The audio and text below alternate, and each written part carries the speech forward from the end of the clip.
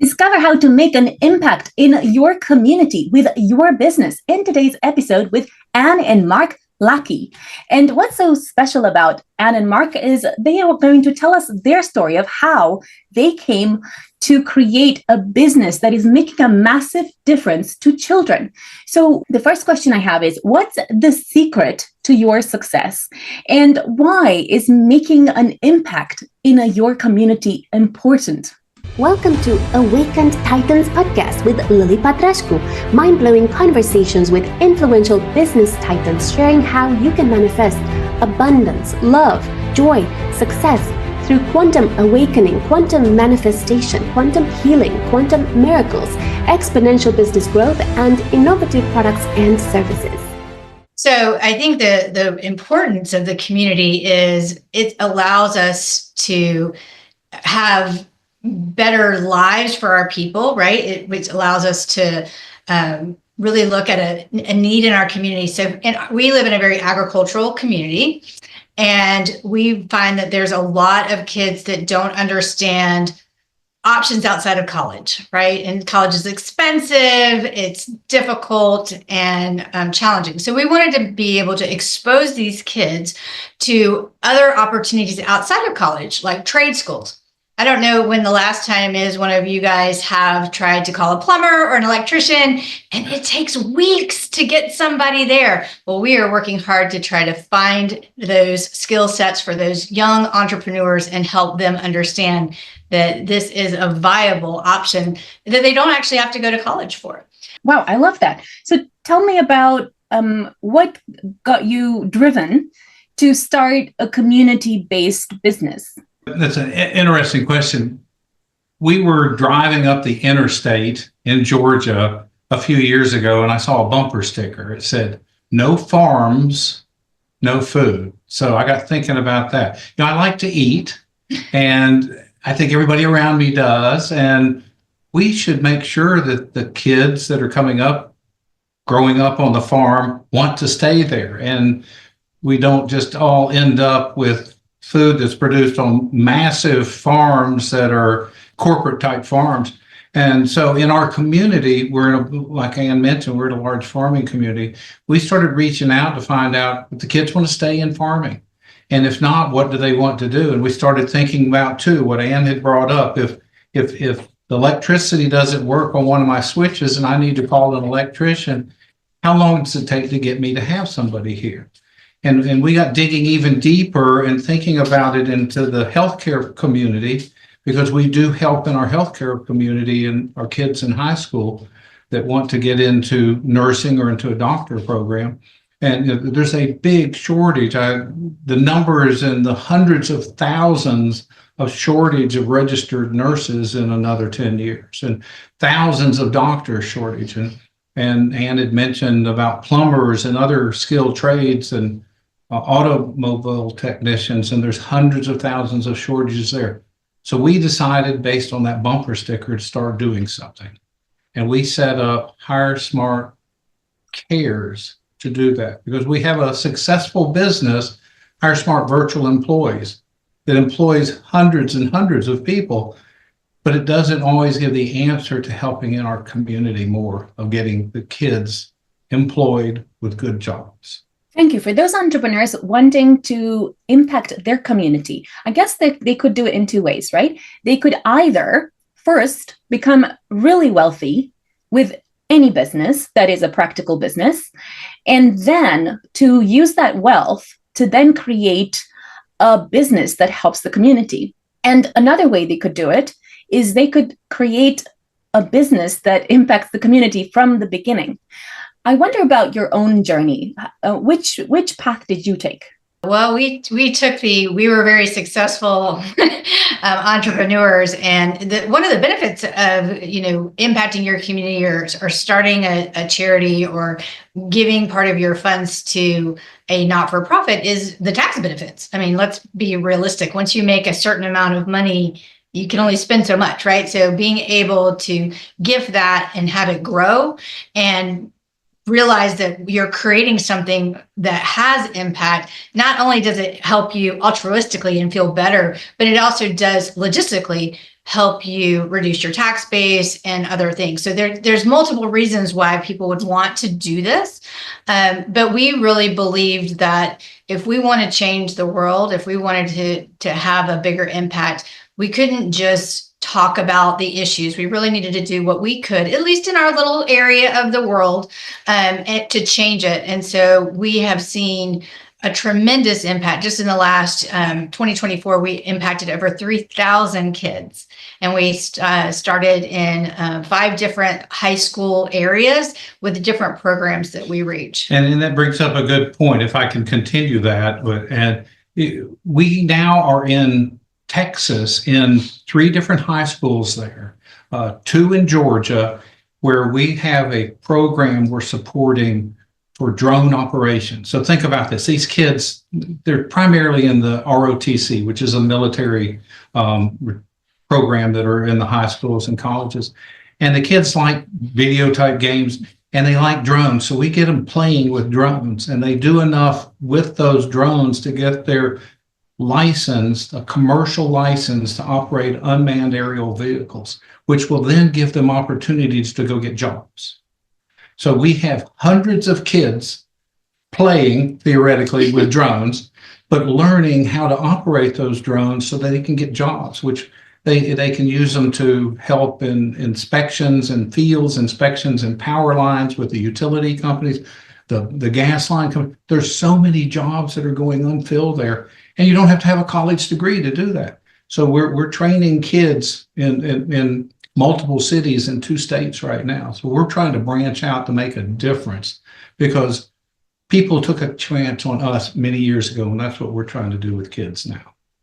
Thank you. Now, for those entrepreneurs who would like to create more impact and would like to perhaps partner up with you and your business, what would they have to do to make this happen? Well, that's very simple. We take donations. So again, we are a not-for-profit, a 501c3, so they get a tax deduction for doing so. For those that are interested in maybe starting something in their own community, they can reach out to us. We certainly would always need more feet on the street. That's how we got started in Texas. Somebody says, can you service kids and give them opportunities in drone training in my community? And we checked, and they had multiple ROTCs in the towns around our friend who's making a donation that we're then turning into potential jobs through that high school. So that is a great way, and we'd love to get into other communities. Well, and that's actually a really good segue too for people that want to have an impact but don't have the time, energy, because they're focused on their entrepreneurial journey. It's a way to partner with us and still be able to, if you have a love for kids, we would love to have a conversation with you about how you can partner with us. Thank you. And for those entrepreneurs that would like to impact the world with their business, where would you suggest they start? I think you have to start with whatever their passion is, right? I mean, what is it? So for us, it's about training the next generation and equipping the next generation. You can have somebody that is really passionate about service. So you can do it through Rotary. We're also Rotarians. So there are so many civic organizations. There are so many ways that you can take your passion and either partner or create something that it fulfills a need in your community. For us, it was about a labor force. For other locations, other entrepreneurs may have many other different problems that they're trying to solve. And can I add something to that? We like teaching. We enjoy helping. And so one of the things that we're doing is we're going into the high schools. We're headed this afternoon to a high school where we made a presentation to 140 kids on how to get prepared for a job interview, how to get your resume together, how to actually go into the interview and properly make a handshake and eye contact. All of these business people in our communities across this country could go into the schools and say, we'd like to go into your programs, whether it's a entrepreneurship or whatever those programs are, and help those kids prepare for that first job interview that they're going to go out on. And that's a simple thing that they could spend an hour in a day going to the high school, meeting with a bunch of kids. And we did that. And we have every year go in and help those kids, just social skills.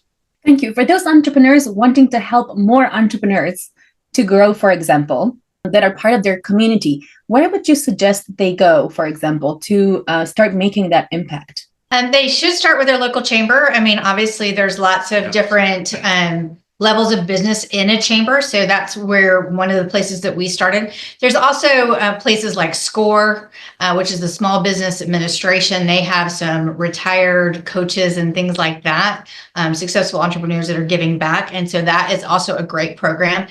We are close to the University of Georgia.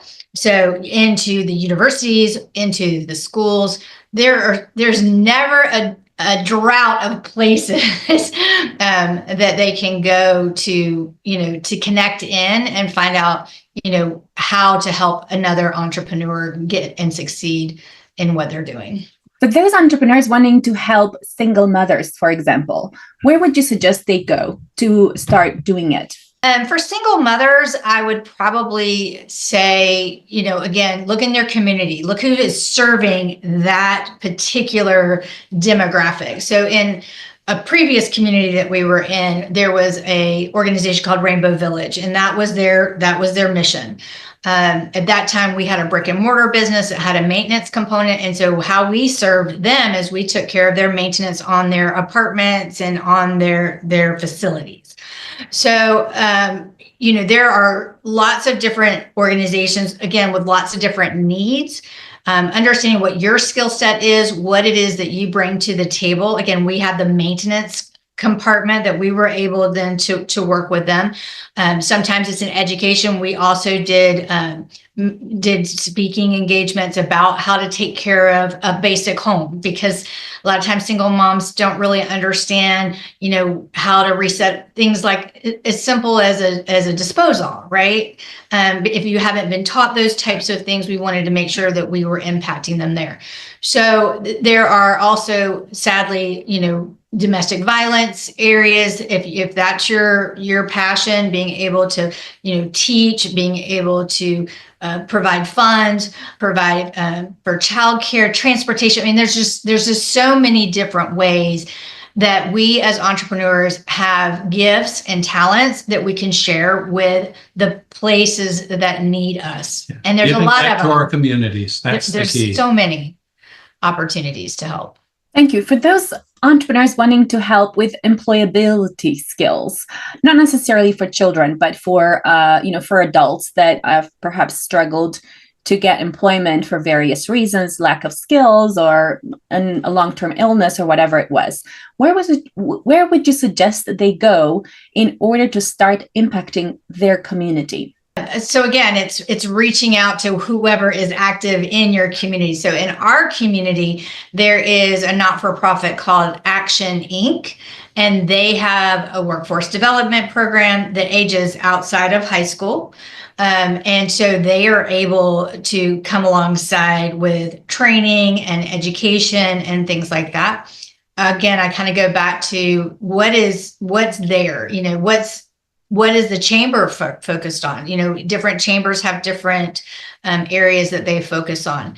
Understanding what social programs are there, either government backed or not. There are just kind of the sky's the limit when you start looking. The problem is you just have to understand what it is that you want to do, figure out what's already established, and then come alongside whatever is established. So you're not recreating the wheel. I know entrepreneurs, we like to fix things. And so we like to create things. And so what we have found is we can create in our little world to supplement stuff that's already there. And that seems to have a bigger impact sooner than trying just to restart something totally, completely from scratch. But if you look in the community, for example, we've got a county about 80 miles from here, and there's a big need there in hospitality. So there's people in the food service, there's people in hotels and all, and those jobs are plentiful, but there's not enough workers. So the chamber there and the support mechanisms that are set up around that area support programs for careers in hospitality. Around here, we don't have a lot of hospitality needs, so our needs aren't driven by that. But if you look into your individual community and see where those job skills are required, and those are where we're going to find that there's a lot of shortages. And if you can find a way, like through the chamber or through the local schools, the local universities, 2-year colleges, find out, the nursing programs you'd mentioned, for programs that maybe you're helping single mothers, things like that, where in our community, a nursing program, and it doesn't always require that they have a full certification, but they can get started in that. But if you reach out to those schools and into those chambers and in your community and find out where those needs really are, that's where we started. And just to piggyback on that, there are alternative high schools, right? So I know you said people that are maybe aged out of high school, but the alternative high schools are also a place that have a lot of needs for the community to come alongside them, and they don't have a whole lot of resources. So we just did an employability workshop at an alternative high school literally 3 weeks ago, because again, we believe that we can teach skills, but we also have to teach that social component, or we're not going to get a fully functional workforce. Yeah, they'll learn job skills, and at the same time, they're working on a equivalent of a high school diploma to come out and have those 2 pieces of paper at the same time, and that's a great area to help in. So look for alternatives, look for different ways to help. Thank you. Where is a good place to find joint venture partners that could help you in your goal of impacting the world and the community? Again, I'm going to go back to the chamber and to those places, because again, our needs here in rural Georgia may be very different than what's happening in LA for right now, right? I mean, there's a totally different need going on, but still need help, still need people, still need our local skills. Yeah, our local electric membership corporation is very involved in our community. So if I go down to for us, it's Jackson EMC. They have programs that they're already developing to help in the community. And so, a good place to start would be industrial programs like that and other type of partners in different industries. So all the different trades. We've got a program called Skills USA, which is funding programs in the high schools to help kids learn construction jobs. And so if you look into those things, I'm sure there's a Skills USA across the United States. There's electric memberships that are involved, really deeply involved in their community. Get in touch with the people there in the community relations departments and find out where those needs are. And also I go back to Rotary. I mean, Rotary is probably one of the most unheralded civic organizations out there. And each one is very, very different. But every one of them has a focus, and they need people to achieve their objectives. And if you can come in and maybe work with their teams, and our Rotary is very well known for building ramps for handicap accessibility. And so they need these trades that we're talking about. They need, people that can cut wood, that can, hammer and things like that. So take your skill set of what it is that you do, think about what the need is for the other person to create that joint venture, but look outside the box, look outside of really, what do you bring to the table? What do they need, and see if you can match those. Thank you. I actually didn't know that Rotary International was focused on helping people. I thought it was mainly focused on public speaking. And it's a service organization. It is. And, for here, as Ann mentioned, our group here in our county has built nearly 1,000 ramps for people in our community that can't get in and out of their houses because they're bound by wheelchairs or walkers or something. And in different communities, they service different ways, but it is a service organization, and we take our time and our money. We work with a program called Food for Kids that gives kids backpacks that are not wealthy enough to have enough food at home. So when they go home from school on Friday, there's meals with them to feed them all the way through till they get back to school on Monday. And we work in different programs, and if they'll check with Rotary in each community, it serves what those community needs are. Yeah, and just to kind of piggyback on that, when we talk about our foods to kids, most people don't realize that, at least in our community and many others, the food that the kids get, 2 of the meals are from the school. Yeah. So there is a big impact for making sure these kids are fed, because you can't learn if you don't have your basic needs met. And we're finding that specific issue kind of across the nation. And that's just, again, it's an example of one of the things that Rotary does.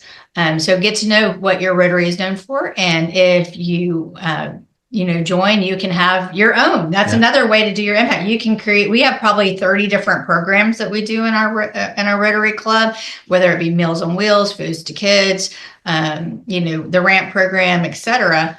And they all started because somebody had an idea and somebody had a vision and wanted to champion that in this particular club. So that is, I think, a very underexposed opportunity for people to get involved in their community.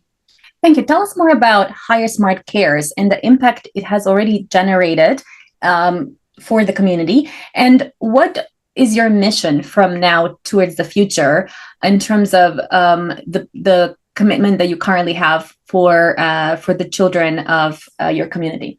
Thank you. And we founded HireSmart Cares to help kids find alternatives to college because they're not all college material. They don't all have the funds to go or even want to go to college. So we're helping them discover through the education programs in our schools the skills that they have and how they can best put them to use. So, for example, we're in middle school and the kids are learning how to work with tools and do things. And that may well plant a seed. So when they graduate, they want to get into a construction trade or something like that. So last year, we helped a little over 3,800 kids from middle school, elementary school through high school in guiding them to help discover what their skills and their desires and what they want to be and do. So let me give you an example of one of our programs, because I think this kind of speaks to the overall mission. We told you agriculture is a piece, U.S. careers are a piece. So in agriculture, we had a middle school student teacher that said, I want to teach kids about the connection with their food. So I want to raise chickens and I want to, have chickens on property. But in order for me to do that, I need water supply, I need food, I need chicken coop, all the pieces that go together so that eggs can come out. And that particular school, everybody goes through this teacher's class. So that's 400 students that end up getting exposure to early animal raising. Well, when you raise an animal, you have a responsibility, right? There is no day off. You still have to make sure they're fed. You have to check on them. And so what it teaches is this responsibility. So even if they're not ever going to get into agriculture, you've taught this kid about life and about responsibility and about showing up.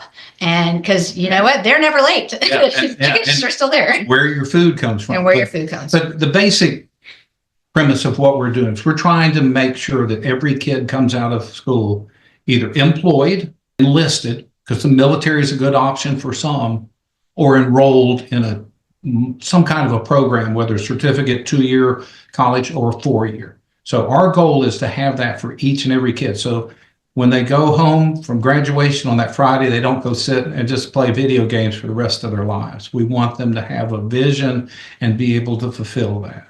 So they're employed, enlisted, or enrolled. And that makes them independent, productive citizens, which is exactly what we need. Yes. Thank you. Tell me more about the impact that you feel it has already created for these children. And also like the mission in terms of what number of people are you aiming to impact in the next few years? Well, I'll give you the best way for me to do that is to tell you an example of a story. So we had a teacher that came to us and they said, we have a student that has a job, but they can't go to work because they don't have work boots. And this particular job required that they had steel-toed boots, which cost about $250 to $300. And he had a choice because he no longer had a place to stay. He either could pay rent, get a job, or not have any place to stay. And so he's like, I need these boots. So we provided the boots for him. Very simple, easy problem to solve. A year later, that gentleman is still employed, has roommates, and is doing well in the world. He's being successful. And that is something that we are looking for. We want people to be successful, productive citizens. And so all of that to say is we are trying to help kids in various different ways, whether it was with tools and equipment, whether it's our time in teaching, whether it's helping them develop a skill within their normal curriculum, or giving them just kind of, we call it a leg up into the working world, and helping them be better prepared for We've given dozens of boots to kids so they can start a job with a good pair of feet underneath them with that kind of support. We've had people that have come out of the nursing programs or health services through the school and got jobs at a hospital, but they had to have scrubs to be able to go to work. So we've provided scrubs to hundreds of kids so that they can actually go to their job. So we see that directly, and then we follow up and check in 6 months, 12 months later to see where those kids are at and see how they're doing. And we've got 3 years under our belt now, so we've got a lot more to do and a lot more to go forward with. But we continue to check and make sure that our investments are good and that we're doing the right things. To answer your question about the kind of the scale of impact, right? Our goal is in 3 years to impact 10,000 kids and have 100 industry partners that are coming alongside us. So that would be for your audience, you want to come teach, you want to come help, or your donation helps us help more kids. Industry partners are also people that are willing to invest their time. Maybe, again, a plumber or an electrician takes their time to mentor, because that's we used to do that all the way, right? We used to have mentors and mentees, and that has kind of gotten away from where we've seen in the education system, but it's still so important. One of the things that I think makes us really different is we show up for our kids, even though they're not our kids, and we go to their events and we cheerlead them on. And having somebody that's not a teacher and not their parents that are rooting for them makes them feel amazing and makes them feel like what they're doing is on the right track. And that's not something you can put a price tag on. Yeah. We can't measure that, but we believe that that's going to be very beneficial for all of these kids, that somebody cared about them enough. Yeah.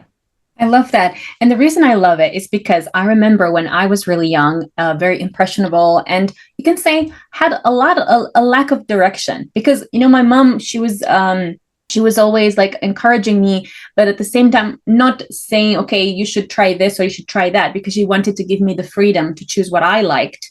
And the problem is when you don't have a mentor, and you don't know the actual options that you could potentially have. So for example, now, if I was to speak to someone who wanted to study what I studied, I would say, don't. Right. So I would say, choose something more practical. Like, for example, instead of studying philology, which is, a French and English literature, instead of that, why don't you study copywriting, like the art of selling through writing? And you're going to spend less time, maybe in 3 to 6 months, you're going to be so good that you're going to become a multimillionaire. Okay. And you have so much more to look forward to. And you're not going to spend 4 years learning about people that, they're not going to be so useful anymore. And in the same way, I like what you're doing because first, it gives perspective, it gives direction, it gives an option, it gives encouragement. It shows them that you love them, that you deeply care about them. And also, sometimes the little things are the most impactful. And I'm talking about the boots that you mentioned. Sometimes if you don't have a computer, you cannot actually do the job that you could not do thousands of potential jobs because you don't have boots. You cannot go to work. If you don't have your scrubs, you cannot go to your, nursing or whatever it was that you wanted to do. So there's so much that cannot happen because you don't have the basics. And I really love that you're actually offering a lot more than the basics.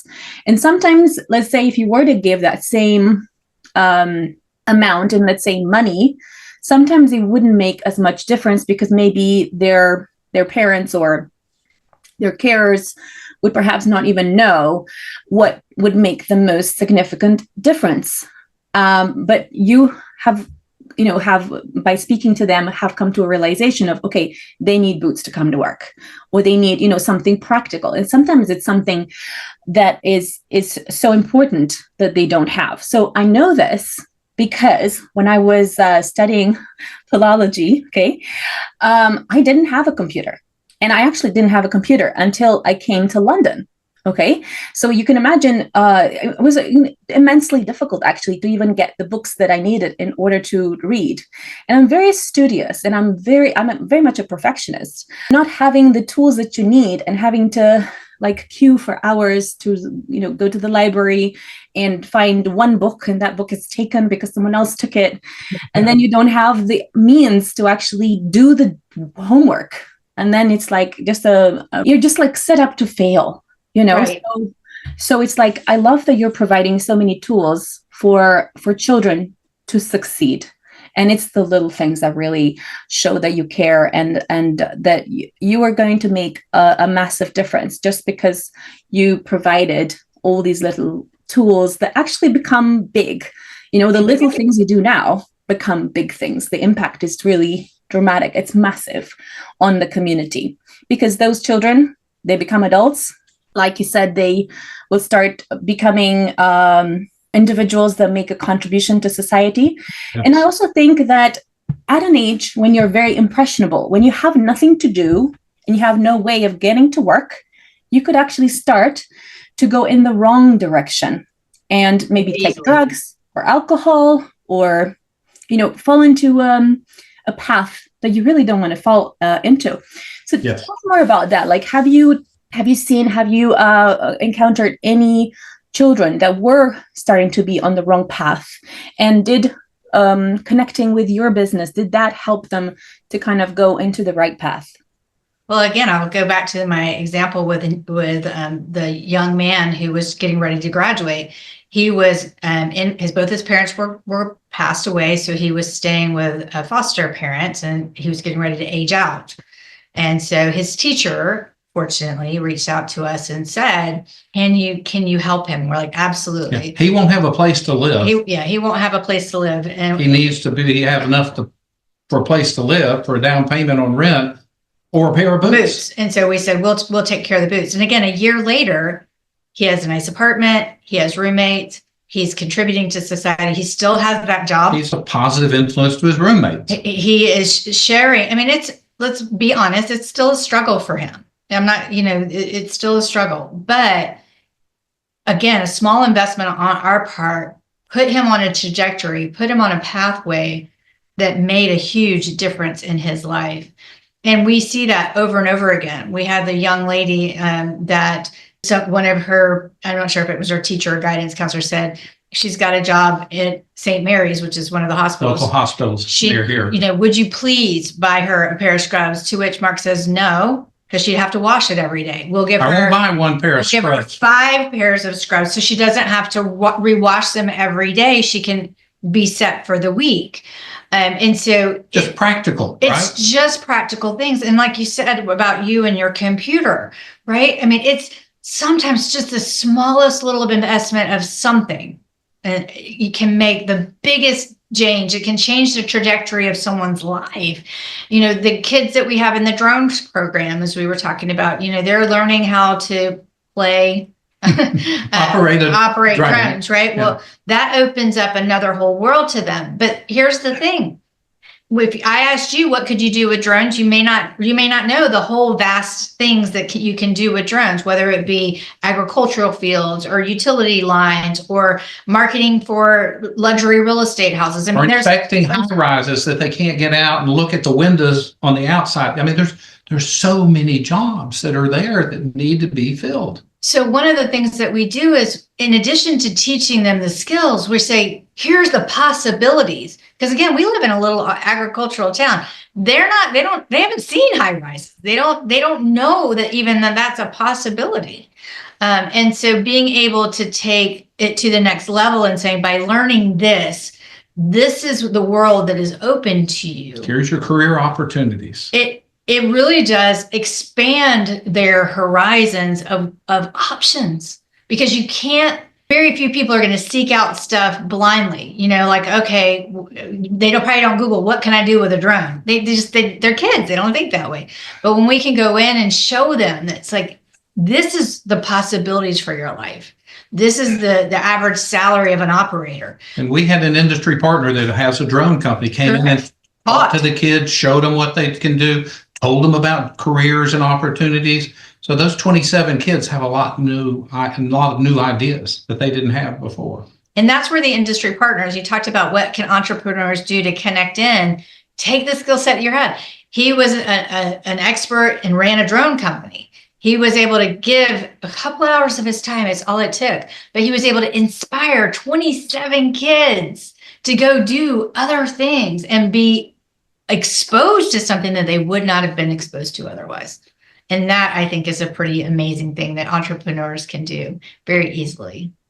Thank you. Was there anything from your personal experience that drove you to start this particular initiative to help communities? Not directly, but I'll give you a little bit of my history.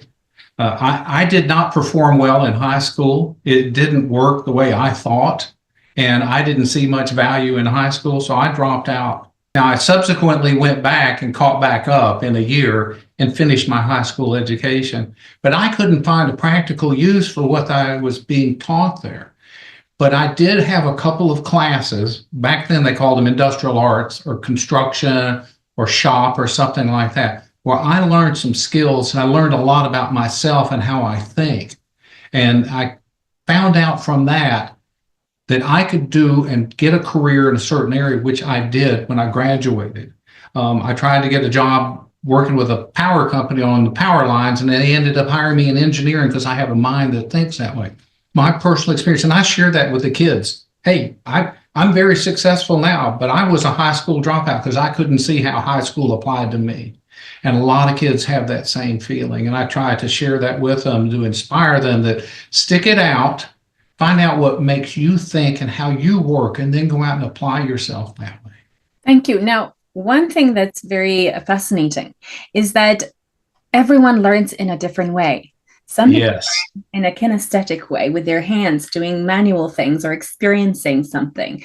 Other people learn visually and others in an auditory way.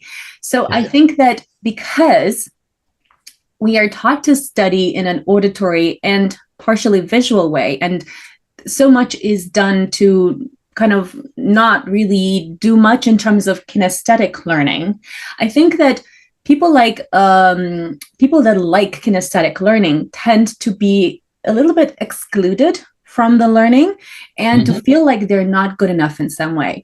And it could be because actually they love doing manual work, but because they haven't had the opportunity to experience manual work, like what you said, like, doing farming, agriculture, or becoming a plumber, or, things that are manual that allow them to be outside, because they haven't had the opportunity. Because of that, they feel like they're not perhaps good enough, or they're not smart enough, or whatever it is.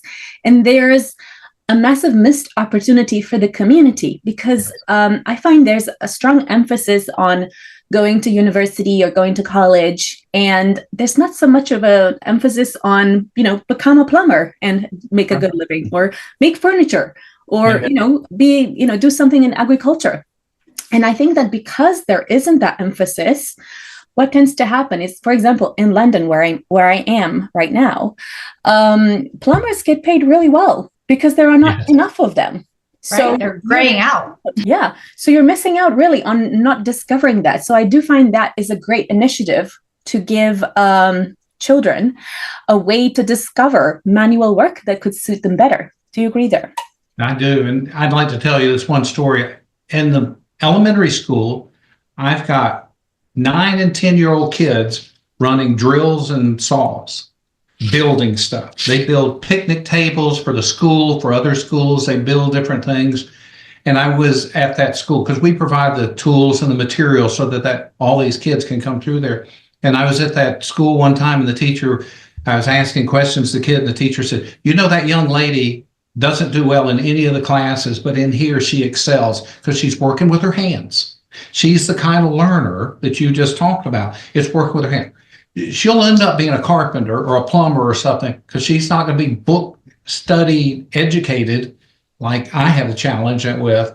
But that little girl just bloomed with a tool in her hand. And she was telling me, she said, we use different kinds of screws to put these things together. And we found out that a Phillips head just reams out, and we started using star screws, and they work just perfectly.